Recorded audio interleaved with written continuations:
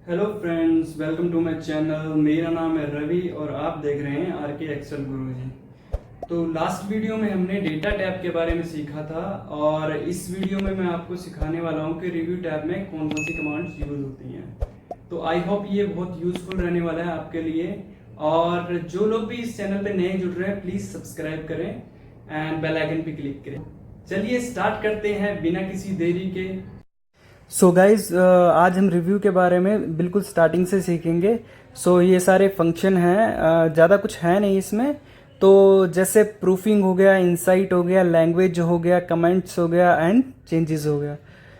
तो ये चीज़ें हम सीखेंगे और एक एक करके सीखेंगे। जैसे फर्स्ट प्रूफिंग में हम स्पेलिंग का देखेंगे। जैसे कि हमारे पास काफ़ी सारे कुछ हमने डिपार्टमेंट्स के नेम लिखे हुए हैं। अगर स्पेलिंग का काम क्या होता है बेसिकली, अगर जैसे परचेज में मेरा आर मिसिंग है एंड मैं क्या करता हूँ, इन्वेंट्री में मेरा ई मिसिंग है एंड देन मैं सिलेक्ट करता हूँ इसे एंड स्पेलिंग चेकिंग में क्लिक करता हूँ, तो ये क्या करेगा, उसे डिटेक्ट कर देगा और मुझे कहेगा कि इसे करेक्ट करना है या नहीं करना। तो जैसे कि परचेज का मुझे करेक्ट करना है तो मैं चेंज कर दूंगा, अगर मुझे नहीं करना होता तो मैं इग्नोर कर देता। तो इसी तरीके से जैसे इन्वेंट्री का अब मेरे पास आया तो मैं चेंज कर दूंगा एंड क्लोज कर दूंगा। क्लोज करने के बाद ओके कर दूंगा। सो गाइज, जो मेरे इनकरेक्ट स्पेलिंग्स थी वो मेरी करेक्ट हो चुकी हैं by using spelling function. Guys next command जो है वो है थीजर। जैसे मुझे अपने डिपार्टमेंट्स का परचेज का मुझे मिलता जुलता सा वर्ड ढूंढना है तो मैं सिंपली जाके थीजर पे क्लिक करूँगा एंड आप देखेंगे कि राइट साइड में मेरे पास उससे सिमिलर से वर्ड्स आ गए। अब मैं क्या करूँगा, जैसे प्रिक्योरमेंट सिमिलर वर्ड है तो मैं यहाँ पे प्रिक्योरमेंट टाइप कर दूंगा। सो बेसिकली यही काम है थीजर का कि वो आपको सिनोनिम्स ढूंढ के दे देता है, मिलते जुलते से शब्द ढूंढ के दे देता है जिससे आप हेल्प ले सकते हैं इसकी। ये कुछ था प्रूफिंग का फंक्शन। आई होप आपको समझ आया हो। सो गाइज, अभी हम बात कर रहे हैं कमेंट सेक्शन की। जैसे मेरे पास नेम है एंड डिपार्टमेंट है एंड मुझे किसी भी एम्प्लॉय का सेल्स वॉल्यूम दिखाना है किसी भी सेल में, तो मैं नहीं दिखा पाऊँगा क्योंकि बहुत ज़्यादा कंजस्टेड हो जाएगा। तो उसके लिए मुझे कमेंट इंसर्ट करना है सिंपली एंड यहाँ पे मेरा सिस्टम नेम आ रहा है तो मैं इसे हटा दूंगा एंड यहाँ पे लिख दूंगा पिंकी कुमारी।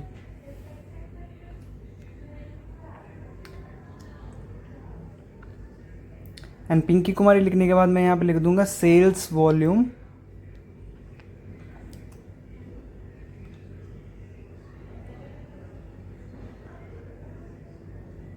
One zero zero zero zero. So ये मेरा हो गया एक कमेंट, ठीक है। एंड मैं कर्सर को पिंकी कुमारी पे लेके जाऊंगा तो ये शो होगा। तो गाइज मेनली काम यही होता है कमेंट का कि जैसे कि हमें कुछ सेल पे नहीं दिखा सकते और हमें मतलब किसी अपने सीनियर को कुछ दिखाना है तो मैं कमेंट डाल के उसे वहाँ पे सेव करके रख सकता हूँ।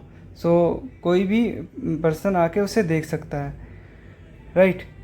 यही काम होता है कमेंट का।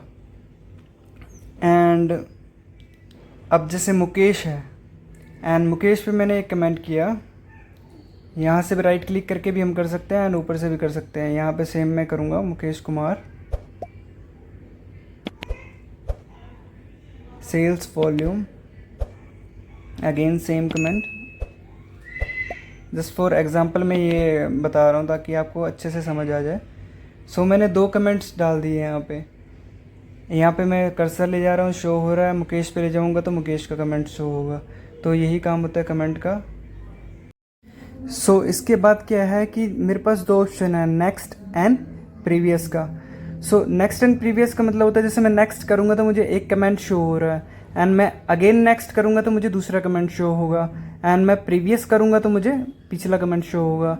तो यही प्रीवियस एंड नेक्स्ट का काम होता है। एंड मुझे जैसे सिंपल मुझे कोई कमेंट डिलीट करना है तो मैं यहाँ से जाके डिलीट कर सकता हूँ। गाइज यही मेरा इनका काम था। क्योंकि मुझे अभी और कमांड्स भी आपको बतानी है तो मैं सिंपली क्या करूँगा, जैसे कंट्रोल Z कर लूँगा एंड जैसे कि मेरे पास अभी कमांड है show hide command. Show hide comment में क्या है, जैसे क्लिक करूँगा तो मुझे पिंकी का कमेंट शो होने लग गया, राइट। एंड मैं शो ऑल कमेंट पे क्लिक करूँगा तो मुझे ऑल कमेंट जो है वो शो होने लग जाएंगे। गाइज यही कुछ था कमेंट सेक्शन में। आई होप आपको समझ आया हो। गाइस अभी तक हमने कमेंट सेक्शन में क्या कमेंट्स यूज़ होती है उसके बारे में समझा, और अभी हम समझेंगे चेंजेस में क्या होता है। सो चेंजेस में बेसिकली हम सीट प्रोटेक्शन से रिलेटेड ऑल थिंग्स को यूज़ करते हैं। जैसे कि हमें ऑर्गेनाइजेशन में किसी के साथ शीट शेयर करनी है तो हमें क्या क्या प्रिकॉशंस उसमें लेनी चाहिए और कैसे शीट को प्रोटेक्ट करना चाहिए। सो सिंपली हम सबसे पहले क्या करेंगे, प्रोटेक्ट शीट पे क्लिक करेंगे। सो कुछ इस तरीके का हमारे पास जो है टैब खुल के आएगा। तो हमें क्या करना है, जैसे कि मेरे पास ये शीट है नंबर ऑफ़ परचेजेस, मुझे इसको यहाँ पे प्रोटेक्ट करना है। तो सिंपली क्या करूँगा मैं यहाँ पे सो इसमें मैं क्या करूँगा कि कोई भी एक रैंडम पासवर्ड दे दूँगा। जैसे मैं आर के लिख रहा हूँ एंड ओके करूँगा एंड दोबारा आर के लिख दूँगा। सो गाइज जैसे ही अब मैं इस पर कुछ टाइप करने की कोशिश करूँगा तो कुछ भी टाइप नहीं कर पाऊँगा क्योंकि ये शीट प्रोटेक्टेड हो चुकी है। सो इस तरीके से मैं अपनी शीट को प्रोटेक्ट कर सकता हूँ। सो ये ऑल जितना भी मैंने सेलेक्ट कर रखा है ये सारा प्रोटेक्टेड है।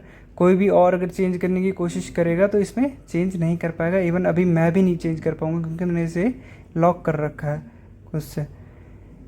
सो अगर मुझे इस पर कुछ लिखना है तो सिंपली मुझे क्या करना होगा, अनप्रोटेक्ट शीट पे जाना है एंड अगेन पासवर्ड डालना है जो मैंने यहाँ पे ऐड किया था। ओके करूँगा, कैप्स ऑन था, यस। सो अब मेरी शीट, अब मैं कुछ भी इस पर एडिट कर सकता हूँ और ये ओपन हो चुकी है। राइट, ये तो था प्रोटेक्ट शीट का काम कि हम प्रोटेक्ट शीट को कैसे यूज़ कर सकते हैं। अब बात करेंगे प्रोडक्ट वर्कबुक की। वर्कबुक क्या होता है गाइस, जो हमारी पूरी एक्सेल होती है जिसमें हमारी बहुत सारी शीट्स होती हैं। सो ये हमारी वर्कबुक होती हैं। जैसे मेरे पास number of purchase, sales data, so ये ऑल थिंग्स मैं चाहता हूँ कि कोई मेरी शीट डिलीट ना कर दे, तो मुझे उसको प्रोटेक्ट करने के लिए वर्कबुक प्रोटेक्शन लगानी पड़ती है। सो ये यही काम करती है सिंपली। जैसे कि मैं इस पर क्लिक करूँगा एंड क्लिक करने के बाद एक पासवर्ड रैंडम से डाल दूंगा। मैं आर के ही डाल रहा हूँ अभी। सो दोबारा मैं पासवर्ड री एंटर करूँगा एंड री एंटर करूँगा तो आप देखेंगे गाइस जैसे कि मैंने ये शीट है मेरे पास, इसको मैं यहाँ से चेंज तो कर पा रहा हूँ, बट अगर मुझे इसे डिलीट करना हो तो मेरे सारे ऑप्शन यहाँ से डिसेबल हो चुके हैं। सो प्रोटेक्ट वर्कबुक का यही काम होता है। यहाँ पे भी देखूँगा तो मेरे सारे डिसेबल हो चुके हैं।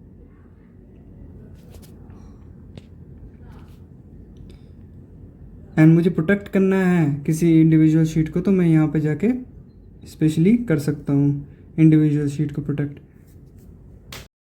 अब अगर मुझे जैसे कि इस शीट को अनप्रोटेक्ट करना है दोबारा से, जैसे मैंने प्रोटेक्ट किया था, सो मैं क्या करूँगा, सिंपली इस पे जाऊँगा एंड पासवर्ड क्लिक करूँगा, दोबारा से ओके करूँगा एंड चेंज तो मैं कर ही सकता हूँ क्योंकि ये उस पर वर्क नहीं करता। सो अभी देखना कि मेरे को सारे फंक्शन जो डिसेबल हो गए थे वो इनेबल हो चुके हैं यहाँ पे एंड मैं अपने उसमें एडिट कर सकता हूँ कोई भी। एंड तीसरा जो फंक्शन है मेरा है शेयर वर्कबुक। शेयर वर्कबुक का क्या मतलब होता है गाइस, जैसे कि मैं ऑर्गेनाइजेशन में किसी काम करता हूँ एंड मेरे पास ऑर्गेनाइजेशन में क्या होता है कि बड़े बड़े सर्वर्स होते हैं जिसमें मतलब हम अपनी शीट्स को शेयर करते हैं, डेटा को शेयर करते हैं हायर मैनेजमेंट लेवल पे। सो बेसिकली क्या होता है इसमें कि मैं शेयर बुक में जाके अपनी शीट को शेयर कर सकता हूँ और अपने मैनेजमेंट को अपना डेटा दिखा सकता हूँ। सो उस केस में मैं ये शेयर वर्कबुक का यूज़ करता हूँ।